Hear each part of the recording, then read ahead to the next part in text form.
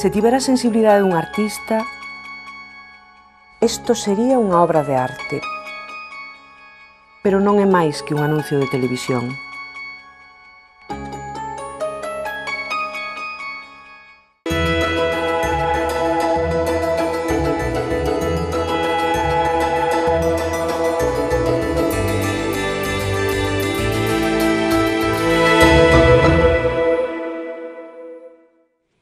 El arte es algo más que pura creación artística. Históricamente, los grandes mecenas han tenido un papel fundamental en la evolución de las artes. Grandes obras maestras de todos los tiempos primero han tenido salida porque ha habido una persona o una entidad que apoyase su proyecto. Hoy se sienta con nosotros Teresa Porto, directora de la Fundación Caixa Galicia, toda una entidad que hace muchísimo por la difusión de la cultura en nuestro país. Sabemos más de su biografía en la voz de nuestro compañero Álvaro Veiga. La compostelana Teresa Porto se licenció en Derecho en Madrid, en donde realizó un máster en Dirección de Empresas. Desde muy joven perteneció a la plantilla de varias empresas como responsable de marketing hasta su incorporación en 1997 al Grupo Prisa, editora del diario El País. En este gigante de la comunicación realizó una espléndida labor. Regresó a Galicia en el primer año de este siglo y fue nombrada gerente de AEGA, Asociación de Empresas Galegas do Audiovisual, compatibilizando esta labor con actividades docentes en la Escuela de Negocios CaixaNova y en las universidades de Santiago y A Coruña. Fue fichada en 2003 por la dirección de Caixa Galicia para ejercer la gerencia de la fundación que lleva su nombre. Desde entonces, el impulso a las actividades culturales de la entidad se ha multiplicado. Durante el año pasado, más de 2.600.000 personas han participado en los actos promovidos por esta fundación, doblando casi las del año anterior. Bienvenida a Espacio de Arte, Teresa. Muchísimas gracias, es un placer estar aquí. Me parece impresionante el dato, más de 3 millones de personas disfrutando de todas las actividades de Caixa Galicia. ¿A qué obedece este éxito? Bueno, he de decir en primer lugar que la verdad es que nos llena de orgullo el interés del público por nuestra actividad. Efectivamente, el año pasado fueron casi esos 3 millones de personas que asistieron a las actividades de la Fundación en todos los ámbitos, tanto a visitar las exposiciones como las actividades de música, de danza, de teatro, en fin, todo el cúmulo de actividades que desarrollamos. ¿A qué se debe? Bueno, pues yo creo que en la Fundación, y siempre lo digo, yo estoy muy orgullosa porque bueno, hay un equipo fantástico que podemos decir que se deja la piel, que intenta traer bueno, pues las actividades más interesantes para el público, y bueno, el hecho de que el público nos responda de esa manera, pues como decía al principio, nos hace sentirnos muy orgullosos, ¿no? Quisiera destacar un hecho y que creo que es una de las claves de la Fundación. Nosotros nunca olvidamos que somos parte de una obra social y en ese sentido nuestro gran objetivo es el acercar la cultura en todas sus manifestaciones al mayor número de personas, al público más amplio posible, y quizás esa es la clave en nuestro trabajo, ¿no? Que lo que intentamos es que, digamos, hacer una cultura que no se me entienda mal, por favor, pero una cultura fácil, en el sentido de una cultura cercana. Por eso, por ejemplo, potenciamos mucho el servicio didáctico en las visitas guiadas a las exposiciones. Es decir, intentamos que las actividades resulten de verdad interesantes y cercanas para y sobre todo porque se acoplan a todo tipo de público. Yo ayer justo estaba volviendo a revisitar la exposición de Tarsila y bueno, coincidí con un grupo de mayores y el didactismo pues era muy de agradecer. Sí, no, creo que sí, porque a ver, no es lo mismo ver pues la exposición de Tarsila, por ejemplo, acercarte y simplemente ver unos cuadros que, bueno, pues acercarte pero que alguien te explique pues el contexto histórico, social en el que se hicieron esas pinturas, la biografía del artista, el porqué esos colores, porqué esos temas. La verdad es que se hace muchísimo más interesante, ¿no? Y no digamos ya, bueno, pues con artistas mucho más difíciles, claro, ¿no? Por ejemplo, la obra de Joseph Beuys, que bueno, ahí sí que necesitaba de una explicación, porque si no el público podía salir diciendo, bueno, pues esto es como una especie de arte vida, una tomadura de pelo, ahí sí que era necesario. Sin duda. Fantástica la exposición, Gracias. Volví a coincidir con gente de Europa, había mucha gente que vino exprofeso. Efectivamente. A ver, Joseph Beuys es verdad, es un artista muy complejo, es un artista muy conceptual, en ese sentido necesita muchísima explicación y ahí se hizo, por ejemplo, un esfuerzo muy importante, sobre todo de cara a colegios y a todo tipo de colectivos, para que visitaran la exposición con una explicación, ¿no? Nos sorprendió muchísimo la cantidad de público no gallego que asiste a esta exposición. Vino mucha gente de otros puntos de España y luego, bueno, era muy curioso porque todos los alemanes que el verano pasado pasaron por Santiago estaban realmente encantados, claro, de tener a uno de sus grandes artistas aquí. Yo siempre insisto en todo lo que hay detrás de una exposición, porque es verdad que el público tiende a pensar que una exposición quizás no lleva tanto esfuerzo a lo mejor pues como una obra de teatro o como un concierto de una orquesta sinfónica, ¿no? Parece que bueno, los cuadros llegan, se cuelgan y ya está. Y detrás de una exposición hay, bueno, tú lo sabes bien, Fátima, hay un trabajo enorme del comisario, de seleccionar la obra, de buscar la obra pues, en distintos museos, en distintas colecciones privadas, pero también está toda esa parte de transportar la obra en condiciones adecuadas, con toda la seguridad posible, pensar cuál es el lugar adecuado dentro de una sala para esa obra, cómo hacer el discurso correcto para que la gente lo entienda. Es decir, que hay un trabajo muy importante detrás, ¿no?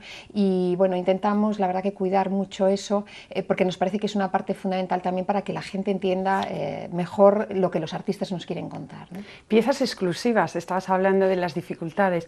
Tuvimos ocasión de verlas con la moda, con la alta costura, en un gran creador del siglo XX, uno de los más grandes, algunos el primero, en la de Yves Saint Laurent. Sí. Pero también el enriquecimiento, porque me estabas comentando antes de comenzar la entrevista, que tuviste la gran oportunidad de estar en París en una colección ya, bueno, muchísimo, de otra envergadura. Sí, sin duda. Con motivo de organizar esta exposición, pude desplazarme a París, a la Fundación Pierre Bergé Yves Saint Laurent, donde hicimos con ellos toda la negociación para traer aquí la colección. Y la verdad es que fue realmente, bueno, es de esas ocasiones que uno no olvida en la vida, ¿no? Porque pude visitar los archivos. Ellos tienen unos archivos de más de 5.000 vestidos, pero lo asombroso es que no solo tienen los vestidos, sino todos los complementos que esos vestidos llevaban en los desfiles, ¿no? Los sombreros, los collares, los pendientes, los zapatos, en fin, absolutamente todo. Bueno, ¿no? Aquí nosotros tuvimos los complementos de las obras que lo habían inspirado. Tuvimos a Picasso, a Matisse, bueno, a todos los grandes creadores del siglo XX, a Mondrian, bueno, todo un lujo. La verdad es que sí, yo creo que es una exposición que la recordamos con muchísimo cariño. Fue una idea de la Fundación Yves Saint Laurent Pierre Bergé. Ellos la habían hecho inicialmente en París, pero allí era una exposición mucho más pequeñita. Simplemente las obras que acompañaban a los vestidos eran obras de la propia colección de ellos, que de hecho ahora hace poquitos meses se ha subastado, ¿no? Nosotros lo que hicimos fue hacer una exposición mucho más amplia, en donde venían muchos más vestidos, pero además se traía muchísima más obra, ¿no? El esfuerzo ahí fue realmente importante porque claro, no te servía cualquier obra de Picasso, cualquier obra de Matisse o cualquier obra de Leyer, ¿no?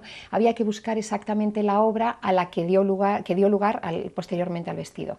Entonces ahí hubo que hacer un trabajo de búsqueda por colecciones y museos de todo el mundo y bueno, nuestra sorpresa fue cuando vimos que los museos más importantes se interesaban, confiaban en nosotros y nos prestaban la obra, ¿no? No es fácil en una única exposición pues, reunir obras a lo mejor como reunimos pues, del Pompidou, de París, de la Tate, de Londres, del British Museum, de Thyssen o del Prado, ¿no?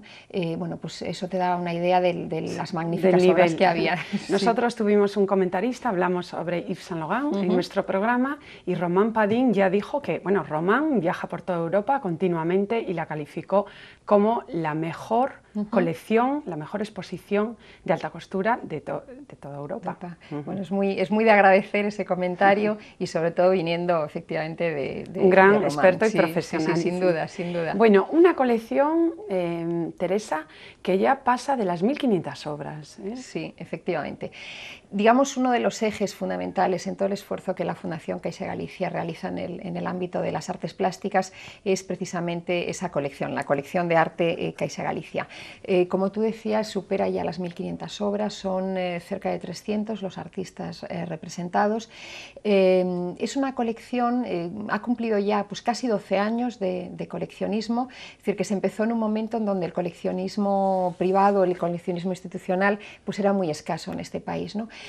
Era un momento además muy contradictorio porque había una gran efervescencia en el ámbito del arte, una gran creatividad, había muchísimo artista trabajando, pero eso no se correspondía con un coleccionismo al mismo nivel, ¿no? Tan intenso. Bueno, la Caixa Galicia decidió hacer esta colección. El origen de la colección fue única y exclusivamente gallego y de hecho con un objetivo muy claro, que era el recuperar la obra de los artistas gallegos de la primera mitad del siglo XX que habían tenido que salir de Galicia y que habían desarrollado la mayor parte de su actividad fuera de Galicia, fundamentalmente en América Latina. Estoy hablando pues de los Seoane, Souto, Laxeiro, en fin, efectivamente, todo este grupo, ¿no? El objetivo era recuperar esa obra y poder mostrarla en Galicia, es decir, quizás nuestra obra más importante los gallegos no habían tenido ocasión de verla. Ese fue el origen de la colección. A partir de ahí lo que se hizo fue continuar ampliando la colección, tanto en el ámbito gallego hasta el día de hoy, es decir, tenemos obra de prácticamente todos los artistas gallegos del siglo XX y a día de hoy que seguimos comprando, y posteriormente lo que hicimos fue ya ampliarla también con un complemento, un apoyo nacional e internacional. Entonces estarán representados Miró, Kandinsky, Dalí, etcétera, etcétera. Los grandes nombres están todos. ¿Y por qué, digamos, el ampliar con esa línea? Bueno, con un objetivo muy claro, el mostrar también la colección fue cuando empezamos a llevarla fuera de Galicia y digamos, recurrir a los grandes nombres nacionales, como puedan ser Dalí, Picasso o Miró. Bueno, era una forma de atraer al público y así mostrar el arte gallego, que es nuestro gran objetivo, ¿no? Y esa es la razón de ser de esa ampliación. Y muy importante es la colaboración con otras instituciones, lo que es mover obras. Voy a hacer alusión al Museo del Prado. O sea, qué rico para las personas que no tienen oportunidad de desplazarse al Museo del Prado, pues que hayan pasado, por ejemplo, lo mejor de la retratística de todos los tiempos. Me estoy acordando de la gran exposición de Goya a Sorolla. Bueno, sí, que dividisteis en varias partes y que tú lo cuentas mejor. Sí, sí, efectivamente. Se dividió en dos partes. La última, de hecho, se cerró, estuvo el año pasado en Coruña. Efectivamente es un repaso por toda la historia del retrato español. De los grandes retratistas, sí, y del género. Sin duda, efectivamente. Y además, bueno, pues las grandes obras que son las que están en el Museo del Prado, ¿no? Bueno, este es una relación con el Museo del Prado que surgió hace ya aproximadamente 4 años. Digamos que aquí, como suele ocurrir en estos casos, se unieron dos voluntades o dos necesidades, por así decirlo, ¿no? Nosotros, en ese afán de traer a Galicia los grandes nombres del arte, llamamos a la puerta del Prado para ver qué opciones había de poder mostrar fondos del Prado en Galicia, y al mismo tiempo ellos estaban planteándose el objetivo de mostrar el Prado fuera del propio Prado, es decir, acercar el Prado a la gente de otras comunidades pues que no viajan a Madrid y no tienen ocasión de ver esas obras, ¿no? Es decir, que se unieron esas dos voluntades. De ahí bueno, surgió esta colaboración, se firmó un convenio que se va renovando y surgen estas exposiciones. Sí, como surgirá un poquito más adelante, tenéis previsto el bodegón. Efectivamente, ahora pues mira, pasado mañana, como quien dice, porque el día 24 de junio inauguraremos en la sede de la Fundación Caixa Galicia en Coruña el bodegón español en el Museo del Prado. Quiere decir que es la gran colección del bodegón, ¿no? Con unas piezas realmente fantásticas. Están, bueno, los nombres importantes del bodegón están ahí y bueno, yo he tenido ocasión de ver ya el catálogo y recomiendo a todo el mundo que vaya a visitarla porque es una exposición realmente maravillosa. Además, lo que tiene de bueno que estáis repartidos por toda Galicia. Sí, efectivamente. Qué gran exposición y qué contraste frente a un Botero, digamos, más dulce, más alegre. La exposición del circo, por ejemplo, de Botero, frente al Botero social y más fuerte, bueno, con una temática de corte tremenda sobre las prisiones de Irak, sobre la cárcel de Abu Ghraib. ¿Cómo resultó? Mira, fantástica, porque bueno, como bien decías tú, nuestro interés, y como te decía al principio, es llegar al mayor número de personas y, por supuesto, estar representados en toda Galicia, ¿no? Entonces, en ese sentido, intentamos cubrir todas las ciudades de Galicia y poder hacer hacer ahí actividad. En este caso, Botero decidimos por esa razón hacerla en Vigo, es decir, para llevar a Vigo también bueno, lo mejor del arte internacional, ¿no? La exposición de Botero, la respuesta del público fue fantástica, fueron cerca de 60.000 personas las que visitaron esa exposición, o sea que eso da una medida del interés que se desató. Ya se había desatado un interés similar el año anterior con la exposición de Tamara de Lempicka, bueno, que también fue otro éxito fantástico, y bueno, de Botero resultó francamente bien. Era un proyecto complejo, precisamente por lo que comentas tú. Es decir, había dos temáticas muy diferenciadas, una era el circo, bueno, la alegría, el color, incluso el color, sí. Efectivamente, y luego estaba Abu Ghraib, ¿no? Eso se reflejaba perfectamente en la gente que visitaba la exposición. De hecho, en la sala de abajo donde estaba el circo, bueno, pues la gente hablaba, incluso se hacían comentarios, se reían y demás, ¿no? Cuando la gente subía y entraba en la sala de Abu Ghraib era un silencio absoluto, o sea, era una sensación de tensión incluso, ¿no? ¿Por qué? Porque ahí estaba, bueno, pues efectivamente el Botero realmente social, que es un Botero que yo creo que casi ninguno conocíamos, efectivamente, sí. Un Botero muy implicado. Y él comentaba que todo esto, bueno, esta idea de pintar esta serie de Abu Ghraib surgió en un avión cuando él, revisando los periódicos, pues se encontró con todas estas imágenes, ¿no? Y fue tal el coraje que sintió que él consideró que tenía que denunciarlo. Y he de decir una cosa, además, que a mí me sorprendió muchísimo. Botero es una persona muy generosa con su tiempo, le faltó tiempo para venir, hizo todo tipo de entrevistas, atendió a todo el mundo, recuerdo incluso que atendió visitas guiadas con niños en el tiempo que estuvo aquí, pero su generosidad ha llegado al punto de que esta serie de Abu Ghraib él la donó a una universidad americana. Estamos hablando de cerca de 70 piezas, sí, que él donó a una universidad, porque él quería que esa serie no se quedara en un museo, sino que fuera de alguna manera una denuncia, que estuviera viva y que pudiera ver muchísima gente. Fantástico el dato. Y también trabajáis, bueno, para reconocer o dar a conocer el trabajo de muchas personas, para la mayoría desconocidas. Me estoy refiriendo a la etnógrafa Matilde Andersen, ¿no? Matilde Andersen, sí, sí, sí. Esta es una exposición de fotografía. Sí, de fotografía, que bueno, finalmente inauguraremos también ahora a finales de mes en Lugo. Estará por todas las sedes de la Fundación, o sea que estará itinerando por Galicia cerca de 2 años. Es un proyecto al que yo le tengo mucho cariño porque nos ha costado bastantes años. Llevamos, de hecho, casi 3 años para sacar adelante este proyecto. Y los comisarios, de hecho, investigando precisamente en Nueva York. Efectivamente, es que esa es la razón de ser de la complejidad. Ruth Matilde Andersen es una fotógrafa y una etnógrafa que vino a Galicia a principios del siglo XX, en los años 1924 aproximadamente, comisionada por la Hispanic Society de Nueva York, y con un objetivo que era fotografiar la vida cotidiana. Para la que hizo los trabajos. Efectivamente. Ella en ese tiempo hizo cerca de 15.000 fotografías. Probablemente el fondo más importante de fotografía gallega que haya está fuera de Galicia, está en Nueva York, ¿no? Que son estos fondos de Ruth Matilde. El objetivo de esta exposición ha sido hacer una selección de esos fondos, porque es imposible traer las 15.000 fotografías, pero podremos ver en Galicia 500 fotografías. Y algunas inéditas. Y algunas inéditas, efectivamente. Y no solo eso, sino que los dos comisarios, Patrick Lenihan de la Hispanic y Miguel Ángel Seixas, lo que han hecho es toda una investigación también de toda la documentación que la Hispanic tenía de Ruth Matilde. Hemos descubierto, por ejemplo, algo que para nosotros fue muy, bueno, nos sorprendió y nos gustó, que es correspondencia inédita entre Ruth Matilde y Castelao, por poner un ejemplo, ¿no? Bueno, esos son los materiales que veremos en el catálogo y en la exposición. Y yo recomiendo la visita porque vamos a ver una Galicia de la que a lo mejor ya no nos acordamos y que nos va a sorprender mucho. Bueno, ahí estaremos. Supongo que te encontrarás muy a gusto con el director del área sociocultural de Caixa Galicia, que es nuestro compañero y catedrático de Historia del Arte, José Manuel García Iglesias. Sí, sin duda. Bueno, precisamente por los grandes conocimientos que tiene de efectivamente, arte. Efectivamente, es un apoyo fantástico. Como sabes, él dirige todo el área sociocultural de Caixa Galicia. Son ya, pues yo creo que aproximadamente 3 o 4 años de colaboración y la verdad es que es una delicia trabajar con él y bueno, es de estas personas de las que se aprende a diario y se aprende mucho además. Y también contaréis con la absoluta complicidad del director general, de José Luis Méndez. Sin duda, sin duda.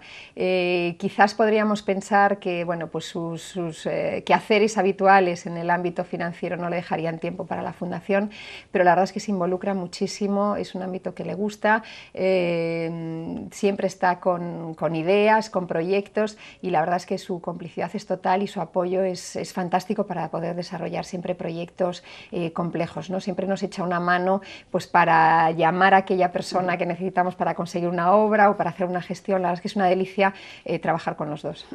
Habéis creado las becas de nueva creación. Es un programa, digamos, nuevo. Sí, sí, sí. La Fundación tradicionalmente tenía las becas habituales de posgrado. El año pasado pusimos en marcha este proyecto, becas de primera obra, porque vimos que había una necesidad, sobre todo en el ámbito de las artes plásticas, ¿no? Pero también en otros ámbitos. El objetivo de las becas es apoyar a jóvenes artistas, a jóvenes creadores gallegos, fundamentalmente, con su primera obra. Es decir, son aquellas personas pues, que han estudiado Bellas Artes, pues, que quieren escribir su primer guión o hacer su primer corto, escribir su primer libro o hacer su primera exposición, ¿no? de escultura, de pintura, de fotografía o de lo que ellos se dediquen. Y que obviamente pues, son desconocidos, recién salidos de las facultades. Y que encuentran muchas puertas cerradas. Ahí está, y que no tienen forma de hacerlo, ¿no? Entonces, el planteamiento que se hizo a la Fundación es, bueno, vamos a becarles digamos, no solo económicamente, es decir, no solo se les aporta un dinero, sino también una difusión. Entonces, lo que hacemos, y de hecho ahora ayer inaugurábamos la primera exposición, surgida de la primera edición de las becas de primera obra. Entonces lo que hacemos es, bueno, se hace una convocatoria, se seleccionan una serie de proyectos. El año pasado se seleccionaron 13 proyectos en estos ámbitos que he comentado, y lo que hacemos es financiamos el desarrollo de ese proyecto, es decir, la realización física de ese proyecto, y luego lo que hacemos es financiarles también su difusión, ¿no? Ayer, por ejemplo, inaugurábamos una exposición en torno a Rapa das Vestas, digamos, este acontecimiento cultural tan especial, ¿no? y tan gallego, interesante. Efectivamente. Bueno, pues este es un chico que el año pasado ganó este proyecto, y entonces lo que hizo fue, durante el verano pasado, estuvo fotografiando todas las rapas que hay en Galicia, y con eso hizo un proyecto que ayer inaugurábamos en una de las sedes de la Fundación. Un proyecto fantástico, porque además es verdad que normalmente esta gente joven te sorprende muchísimo y como tienen muchas ganas y la verdad es que están muy bien formados, suelen trabajar muy bien, ¿no? Pero en breve presentaremos también, pues, desde una obra de teatro, publicaremos un libro, haremos otra exposición con una instalación que hace otra chica muy jovencita, y bueno, es una forma de ayudarles a salir adelante, ¿no? De que tengan su primer catálogo o bueno, que puedan difundir su obra. Y vamos a seguir hablando de mujeres. Hablabas de chicas, ahora de tres grandes, Sí. porque están previstas también la mayor retrospectiva que se ha hecho, que se haga sobre Maruja Mayo, ya para más adelante también. Sí, efectivamente. O sea, que son tres grandes mujeres, Sí. la de Tarsila do Amaral, que es, bueno, la presente, que está en Santiago, que, bueno, para hablar un poquito de todo, qué acogida tiene, y ya, si te parece, enlazamos con Maruja Mayo. Muy bien. Efectivamente, este año tenemos tres grandes mujeres. La primera de ellas es Tarsila. Tarsila está funcionando realmente bien. Diré como dato que en la primera semana, no llega a 10 días, desde que inauguramos la exposición, la han visitado casi 6.000 personas, o sea que eso da una idea del interés que está generando.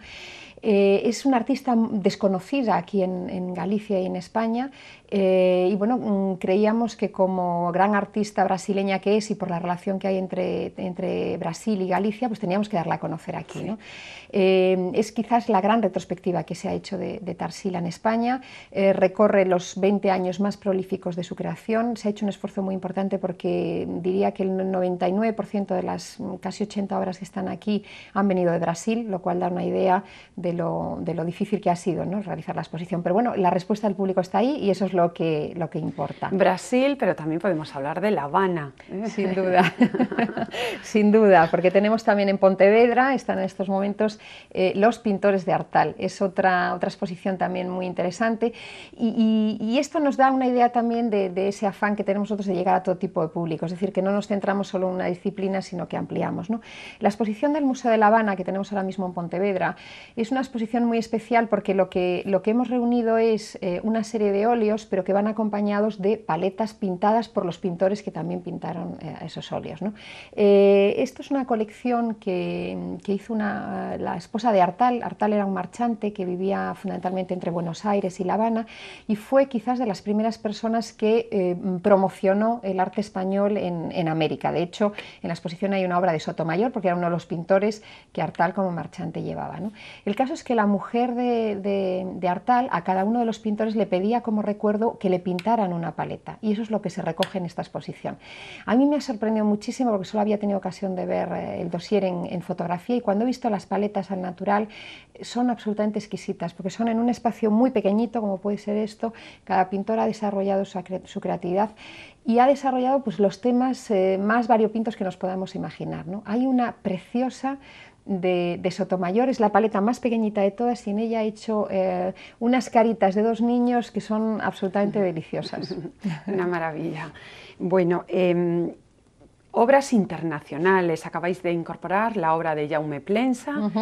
¿Qué pieza te gustaría tener en toda tu labor que llevas tantos años? Que no tengamos todavía en la colección.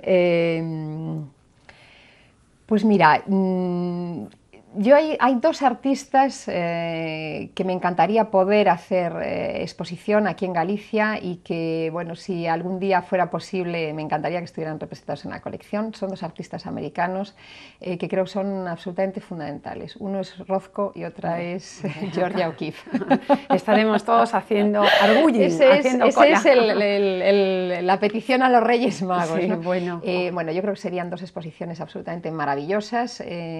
Son artistas que no se han visto prácticamente en España y que sería un lujo tenerlos aquí. Sí, ¿no? Muchas veces las vas por museos y curiosamente las salas en las que está Rothko están vacías, ¿no? Porque es difícil. Porque es un artista difícil, efectivamente, pero bueno, me parece realmente maravilloso. Artistas más fáciles, habéis tenido, ahora justo están pasando imágenes de Sorolla y sus contemporáneos, pero también podemos hablar de la gran vanguardia rusa, de Malevich, de Kandinsky. Bueno, fueron otras dos grandes exposiciones magníficas que también fueron itinerantes, porque yo la de Sorolla pues la he visto en Ferrol y aquí. Efectivamente, también. La de Sorolla la llevamos a Ferrol y a Santiago. Ha sido una exposición muy, muy visitada. En este caso eran los fondos del Museo de La Habana y tiene unos fondos realmente Pero llega más al público, ¿verdad? Muchísimo más. Es un artista en ese sentido mucho más cercano.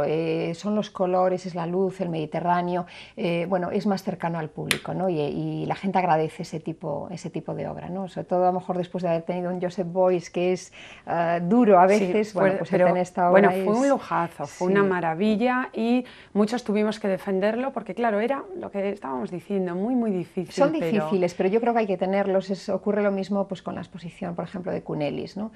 Son artistas difíciles, pero bueno, son artistas magníficos y que a veces también hay que hacer el esfuerzo de explicarlos para que la gente los entienda. Han sido excepcionales, ¿no? Y todos nosotros agradecemos que nos lo hayáis puesto porque ha sido muy enriquecedor. Muchísimas gracias. Bueno, para terminar ya, Teresa, que ahora recomienda ya para el verano, estamos próximos con tantas sedes abiertas, pues si te parece casi lo despides haciendo el itinerario, las exposiciones que no deben de perderse. Muy bien. Porque no he hablado de la del papel. Efectivamente. También, pues ya te dejo a ti casi. Pues mira, yo empezaría, aunque no es del verano, sino que es del último trimestre, y por favor que no se pierdan la exposición de Maruja Mayo, la gran artista gallega. Como decías antes, es la gran retrospectiva Maruja Mayo. Contaremos con aproximadamente unas 80-90 obras, pero sobre todo lo que habrá también es muchísima documentación, también un audiovisual, es decir, que explicaremos no solo la obra, sino a la propia mujer, al artista y lo que representa. ¿no? Esa es una de las que yo creo que todos los gallegos tenemos que ver. Esa será a partir del mes de septiembre y estará en Vigo. Durante el verano yo recomendaría, bueno, Tarsila, aquí en Santiago, hago este gesto porque está aquí al lado, que sin duda no hay que perdérsela. Tendremos también en La Coruña el Bodegón del Prado, que es otra exposición magnífica y que hay que ver. En Ferrol y en Lugo estaremos con la exposición de Miradas, que es la colección Caixa Galicia. Y que está revisada por grandes críticos a nivel nacional. Efectivamente, este es un proyecto magnífico. Lo que hicimos este año celebramos los 20 años de la Fundación Caixa Galicia y quisimos hacer algo especial con nuestra colección para celebrarlo, ¿no? Y se hizo este proyecto. Efectivamente, lo que hicimos fue recurrir a 4 grandes comisarios y pedirles que cada uno hiciera su mirada de la colección. Y el resultado son las 4 exposiciones que ahora hay 3 de ellas expuestas. La última se expondrá en el último trimestre del año en Santiago y luego continuarán a lo largo del año que viene por todas las sedes de la Fundación. Y el correspondiente ensayo, que ayuda muchísimo. Efectivamente. Bueno, pues Teresa, ha sido todo un verdadero placer tenerte y que sigáis apostando, pero así de grande, y deseando que traigáis a Rothko. Muchísimas gracias, Fátima. Los grandes mecenas de la historia del arte de todos los tiempos, papas, reyes, instituciones, han cedido su puesto a fundaciones como la que hoy nos ocupa, Caixa Galicia. Caixa Galicia ha conseguido democratizar el arte. De esta manera ha puesto a nuestro alcance obras universales del arte de todos los tiempos, para que todos lo disfrutemos. Gracias a los miembros que forman la entidad y muchísimas gracias a todos ustedes por seguirnos cada semana. Hasta la próxima. Se tivera a sensibilidade dun artista, isto sería unha obra de arte. Pero non é máis que un anuncio de televisión.